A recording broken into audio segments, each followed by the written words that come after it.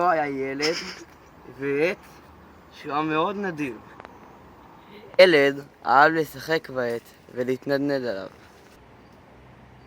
אצי, אני אוהבת אותך מאוד. אני אוהב אותך גם, חמודה שלי. איום. כעבור כמה שנים הילד גדל.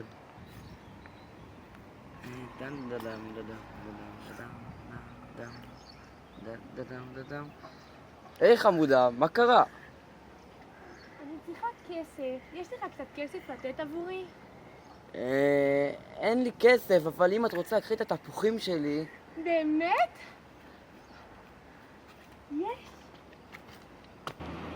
הילד גדל מאוד, היה זקוק לבית. ילד בא לעץ, רק שהיה צריך לבקש ממנו משהו.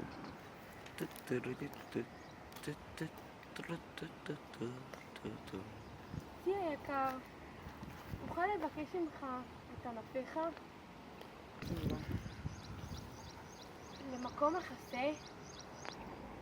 הדילמה של העץ הייתה לוותר על עצמו ולתת את ענפיו לילד, או אולי לסרב לו?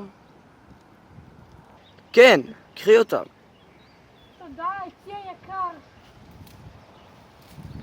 הילד לא חזר לעץ ולא הזדקק לו יותר, עד ש...